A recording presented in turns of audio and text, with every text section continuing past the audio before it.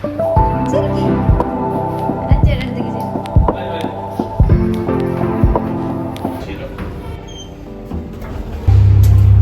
നോക്കണ്ടേ ഹായ് പറയ്.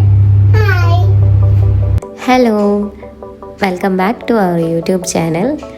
ഞങ്ങൾ ഇന്ന് ചെറിയൊരു ഔട്ടിങ്ങിന് പോകാട്ടോ. അങ്ങനെ ഏതാ സ്ഥലമൊന്നും വലിയ പ്ലാനിങ് ഒന്നും ഉണ്ടായിരുന്നില്ല. പിന്നെ ഞങ്ങൾ ഇൻസ്റ്റയിൽ ഒരു ഷോപ്പിംഗ് ഫെസ്റ്റിവൽ നടക്കുന്നുണ്ടെന്ന് കണ്ടിട്ടുണ്ടായിരുന്നു. എന്നാൽ പിന്നെ അവിടെ നിന്ന് പോയിട്ട് വരാമെന്ന് വിചാരിച്ചിട്ട് ഞങ്ങൾ അങ്ങനെ അങ്ങോട്ട് ഇറങ്ങി.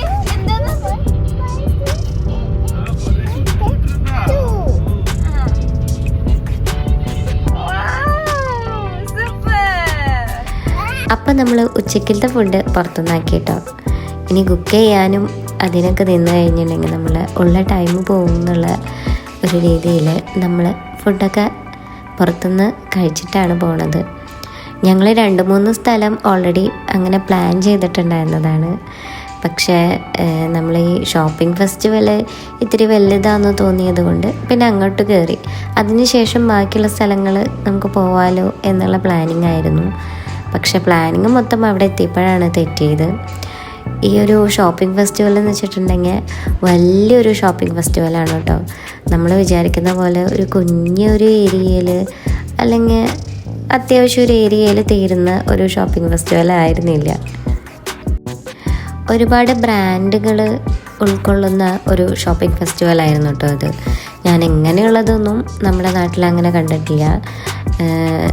ചെറിയ തോതിലൊക്കെ അങ്ങനെ കണ്ടിട്ടുള്ളൂ. ഇതെന്ന് പറഞ്ഞിട്ടുണ്ടെങ്കിൽ ഓൾമോസ്റ്റ് എല്ലാ ബ്രാൻഡും ഇവിടെ ഉണ്ട്. സോണി, പാനസോണിക്, പിന്നെ ഡിജിറ്റൽ ഹബ്ബ്, അങ്ങനെ നിറയെ ഒരു ബ്രാൻഡുകളൊക്കെ നിറയെ ഉണ്ടായിരുന്നു. പിന്നെ രണ്ടാമത് നോക്കുകയെന്ന് വെച്ചിട്ടുണ്ടെങ്കിൽ ഡ്രസ്സുകളുടെ നമ്മൾ വുമൻസിന് ഏറ്റവും കൂടുതൽ നമ്മൾ ശ്രദ്ധിക്കേണ്ടത് ഡ്രസ്സുകളും കാര്യങ്ങളൊക്കെയാണല്ലോ. ഡ്രസ്സുകളുടെ തന്നെ പല ടൈപ്പ് ഓഫ് ബ്രാൻഡുകൾ അവിടെ ഉണ്ടായിരുന്നു. അപ്പോൾ ലോക്കൽ ബ്രാൻഡുകൾ ഉണ്ടെങ്കിലും അതിനേക്കാൾ കൂടുതൽ ഇങ്ങനെ കുറേ ബ്രാൻഡുകൾ അവിടെ ഞാൻ കണ്ടു. ഇൻസ്റ്റാ പേജുകളിൽ നിന്നുള്ള ആൾക്കാർ ഒക്കെ ഉണ്ടായിരുന്നു അവിടെ. ഈ വെള്ളിയുടെ പാത്രങ്ങളൊക്കെ നല്ല ഭംഗിയുണ്ടല്ലോ കാണാൻ. ഇത് നമ്മുടെ സരവണ സ്റ്റോഴ്സ് തങ്കമയിൽ വാങ്ക ആ ഒരു പരസ്യം കേട്ടിട്ടുണ്ടല്ലോ എല്ലാവരും, അതിൻ്റെയാണത്. പിന്നെ പല ടൈപ്പ് ഓഫ് സാധനങ്ങൾ അവിടെ ഉണ്ടായിരുന്നു. കുട്ടികൾക്കൊക്കെ വെച്ചാൽ നിറയെ സാധനങ്ങൾ, ഇങ്ങനെ ടോയ്സ് ഐറ്റംസൊക്കെ എല്ലാം ഉണ്ടായിരുന്നു.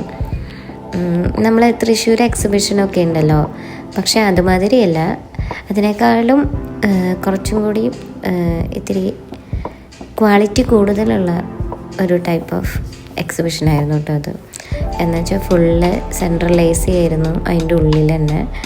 പിന്നെ കണ്ടോ ഇങ്ങനത്തെ ഒരു വെറൈറ്റി സംഭവങ്ങളൊക്കെ ഉണ്ടായിരുന്നു. ഇതിനൊക്കെ നല്ല റേറ്റ് ഉണ്ട് കേട്ടോ.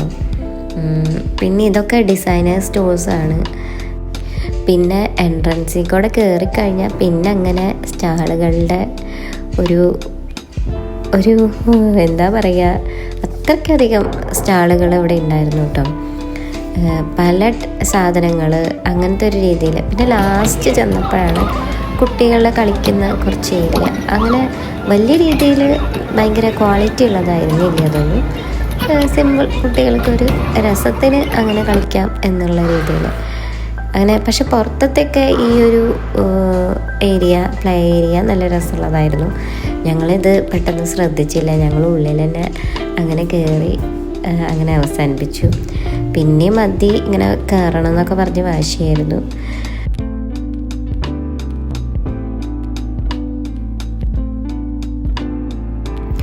പിന്നെ നടന്ന് നമുക്ക് ആകെ ക്ഷീണമായിട്ടോ.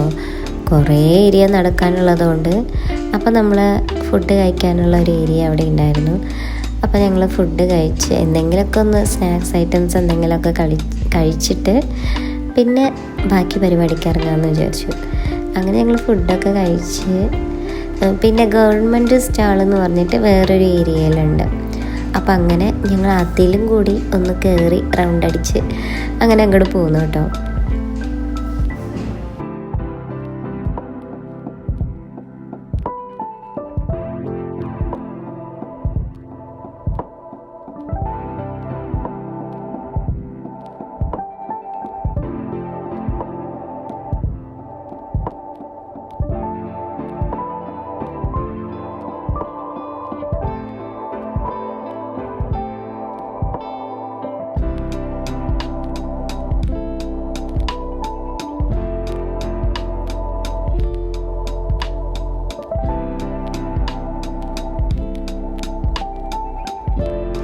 പിന്നെ അവിടെ ഫർണിച്ചറിൻ്റെ ഒരു ഏരിയ തന്നെ ഉണ്ടായിരുന്നു.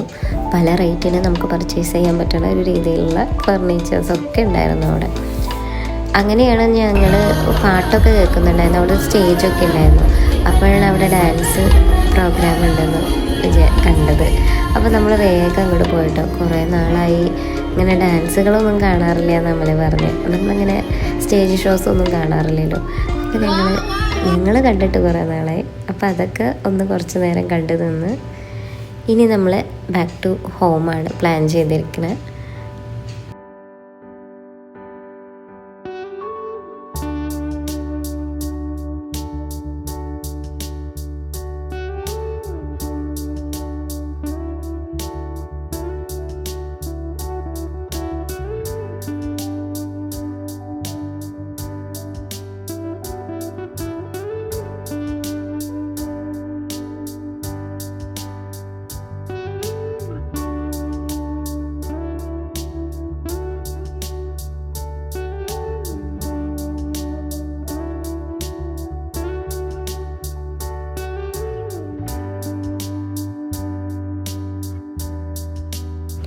അങ്ങനെ ഞങ്ങൾ തിരിച്ചു വരുമ്പോൾ വേറൊരു കടയിലും കൂടി കയറാമെന്ന് പ്ലാൻ ഇട്ടു.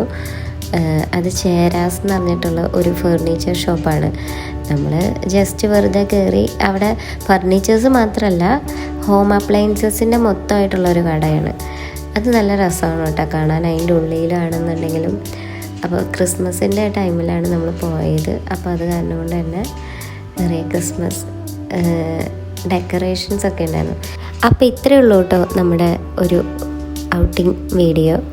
എല്ലാവർക്കും ഇഷ്ടപ്പെട്ടിട്ടുണ്ടെന്ന് വിചാരിക്കുന്നു. ഇഷ്ടപ്പെട്ടാൽ ലൈക്ക് ചെയ്യുക. പുതിയതായിട്ട് കാണുന്നവരാണെങ്കിൽ സബ്സ്ക്രൈബ് ചെയ്യുക കേട്ടോ. അപ്പോൾ നമുക്ക് അടുത്ത വീഡിയോ ആയിട്ട് കാണുന്നവരെ ബൈ.